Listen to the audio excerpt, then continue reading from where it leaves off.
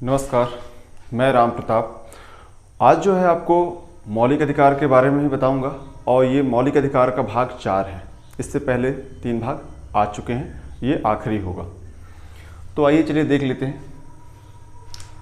अनुच्छेद 29, अनुच्छेद 30, अनुच्छेद 32 और अनुच्छेद 31 को नहीं लिखा हूँ। क्यों? क्योंकि इसे यहाँ से हटा दिया गया है 44वां संविधान संशोधन अधिनियम 1978 के द्वारा और इसको 300A में ले जाया गया है। ठीक है, जहाँ पास संपत्ति का जो है अब कानूनी अधिकार या विधिक अधिकार कह सकते हैं बन गया, तो हमने वहाँ उड़ ले गया। तो ये चीज़ें 3 को हम इसमें पढ़ेंगे। चलिए आइए देखते हैं। ये पहला अनुच्छेद 29, अल्पसंख्यक वर्गों के हितों का संरक्षण। तो इसमें लिखा है अल्पसंख्यक हितों का संरक्षण।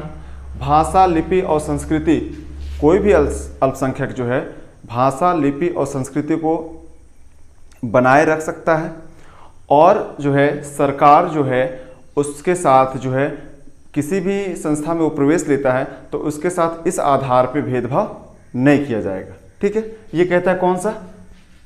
29। ठीक है, अल्पसंख्यकों के हितों की रक्षा जो है इसमें भाषा, लिपि और संस्कृति को सुरक्षित रखने का अधिकार है।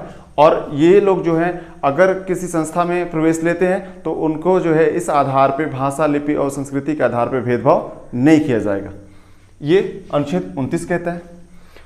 अनुच्छेद 30, शिक्षा संस्थाओं की स्थापना और प्रशासन करने का अल्पसंख्यक वर्गों का अधिकार। जो अल्पसंख्यक है वो अपने शिक्षण संस्थान जो है वो खोल सकते हैं, उसके हेड बन सकते हैं और जो सरकार है उसको इस आधार पे भेदभाव, अनुदान देने के समय इस आधार पे भेदभाव नहीं करेगी।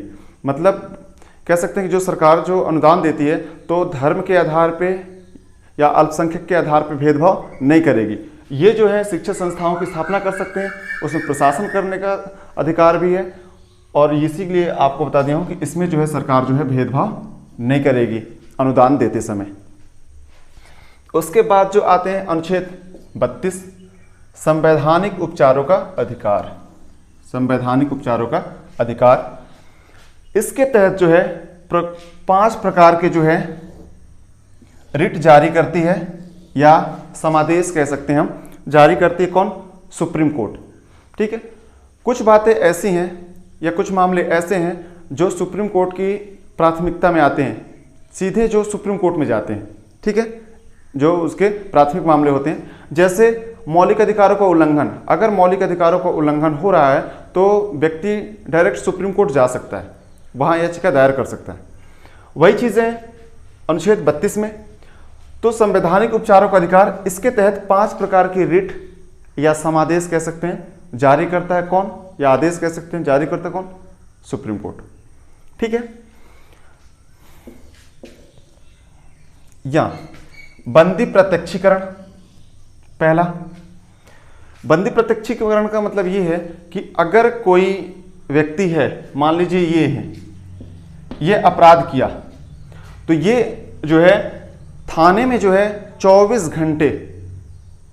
घंटे ही बैठ सकता है। 24 घंटे के अंदर जो है, ज़्यादा नहीं होना चाहिए 24 घंटे के लिए, 24 घंटे के अंदर इसको न्यायालय में पेश करना पड़ेगा जो क्षेत्र में वो आता है। ठीक है, अगर वो न्यायालय में पेश नहीं करते हैं और इनके रिश्तेदार या फिर इनके वकील कोई भी जाके याचिका दायर कर देता है यहाँ पास, तो यहाँ से आदेश निकलता है बंदी प्रत्यक्षीकरण करने के लिए कि आप ये जो बंदी है इसको सशरीर जो है प्रस्तुत करिए कोर्ट के सामने, अन्यथा आपके ऊपर कार्यवाही होगी। ठीक है, अगर नहीं प्रस्तुत करते हैं तो उनके ऊपर कार्यवाही भी हो सकती है। ठीक है। दूसरा, परमादेश। अगर कोई अधिकारी है, अगर वो सही तरीके से अपने काम नहीं कर रहे हैं, अगर कोई व्यक्ति याचिका दायर कर देता है या फिर उनको ऐसे ही पता चल जाता है, न्यायालय को, सुप्रीम कोर्ट को ऐसे खबरों के माध्यम से देख के अगर पता चल जाता है तो जो परमादेश रिट जारी कर सकते हैं, आदेश जारी कर सकते हैं। इसके तहत ये होता है कि सुप्रीम कोर्ट ये कहती है कि हम जो है ये हम आदेश कर रहे हैं कि ये आप काम करिए। अगर वो काम नहीं करते हैं तो उनके ऊपर कार्रवाई होती है। ठीक है, तो सीधी बात है, ये सुप्रीम कोर्ट का आदेश होता है उस अधिकारी के लिए कि वो जो अधिकारी, मान लीजिए कोई किसी जिले का है, कोई अधिकारी है जिले का और वो सही तरीके से काम नहीं कर रहे हैं, बस आराम से बैठे हैं, कुछ भी हो रहा, कोई मतलब नहीं उनसे, इस कंडीशन में अगर कोई व्यक्ति है जो दायर कर देता है याचिका या फिर उनको खबरों के माध्यम से पता चल जाता है, तो फिर जाके वो परमादेश जो है आदेश जारी कर देते हैं। इसके तहत ये होता है कि वो सुप्रीम कोर्ट जो है वो उस अधिकारी को आदेशित करती है कि आप इस काम को करिए, नहीं तो आपके ऊपर कार्यवाही होगी। ये परमादेश। उसके बाद प्रतिषेध। प्रतिषेध में क्या होता है कि जो न्यायालय है, मान लीजिए मध्य प्रदेश हाई कोर्ट है, छत्तीसगढ़ हाई कोर्ट है, तो उस कंडीशन में आप मान लीजिए मध्य प्रदेश और छत्तीसगढ़ का कोई विवाद है, तो इसकी सुनवाई जो है ये दोनों हाई कोर्ट नहीं करेंगे। ऐसे मामले, दो राज्यों के विवाद का जो मामला हो या राष्ट्रपति के चुनाव का मामला हो या मौलिक अधिकार का मामला हो, ये सब मामले जो है ये सीधे सुप्रीम कोर्ट जाते हैं। ठीक है, तो ये जो सुप्रीम कोर्ट जाते हैं, तो सीधी बात है, इसमें अगर मान लीजिए कोई विवाद है दोनों के बीच में, मध्य प्रदेश और छत्तीसगढ़ के बीच में, और मध्य प्रदेश का high court, Jabalpur high court सुनवाई करने लगा, इस कंडीशन में क्या होगा, जो सुप्रीम कोर्ट जो है एक आदेश जारी करेगी और उसमें उस मामले को सुनवाई करने से रोक देगी। प्रतिषेध का मतलब होता है रोकना, तो उस कार्यवाही को रोक देगी। और रोकने के बाद एक आता है उत्प्रेषण। तो जो कार्यवाही कर रहे हैं उस कार्यवाही को वहीं रोक देंगे और वो जितने भी कागज हैं, जितनी भी चीजें हैं उससे संबंधित, वो सारी चीजें उत्प्रेषण ऊपर की ओर भेजने की बात करेंगे। मतलब वहां का मामला उठ के कहां जाएगा, सुप्रीम कोर्ट में। ये इसके तहत उत्प्रेषण। उसके बाद आता है अधिकार प्रक्षा। इससे क्या होता है, इसमें अगर मान लीजिए कोई अधिकारी है, उस पद के लिए सक्षम नहीं है या उस पद के लिए नहीं है वो, लेकिन उस पद पे रह के वो काम कर रहा, सारा काम कर रहा, उस परिस्थिति में जो है सुप्रीम कोर्ट जो है अधिकार प्रक्षा रिट जारी कर सकती है कि आप जो है ये बताइए कि किस हैसियत से आप यहां पास काम कर रहे हैं। अगर वो व्यक्ति उसको, जब तक वो व्यक्ति सम्मानजनक जो अपना बात प्रस्तुत नहीं कर सकता, जिससे कोर्ट सहमत नहीं हो सकती, अगर जब तक कोर्ट सहमत नहीं होगी तब तक वो व्यक्ति कार्य नहीं कर सकता। उसको प्रूव करना पड़ेगा कि आप किस हैसियत से इस पद पे बैठे हैं।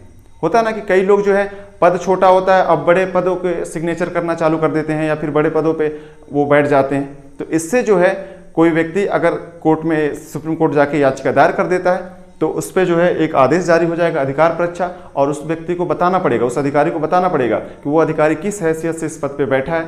ठीक है, और जब तक वो अधिकारी सही तरीके से, या कह सकते हैं जिससे कोर्ट संतुष्ट न हो जाए, अगर ऐसा वो बातें नहीं बताता, तब तक वह कार्य करने से रोक देगा, उस कार्य को नहीं कर सकता वो। तो ये सारी चीज़ें रही हैं इसमें मौलिक अधिकार के भाग 4 में। मौलिक अधिकार का हाँ भाग 4 ही है, क्योंकि 1, 2, 3 तक आ गए थे, ये 4 है, आखिरी रहा है ये। तो ये सारी चीज़ें आपको हमने बताया है। और हाँ, जो इस चैनल पर नए हैं तो प्लीज़ इस चैनल को सब्सक्राइब कर लीजिए, बेल आइकन है उसे प्रेस कर दीजिएगा, ताकि जब भी नेक्स्ट वीडियो अपलोड की जाए तो नोटिफिकेशन आपके पास पहुंच जाए। इस वीडियो में सिर्फ इतना ही। धन्यवाद।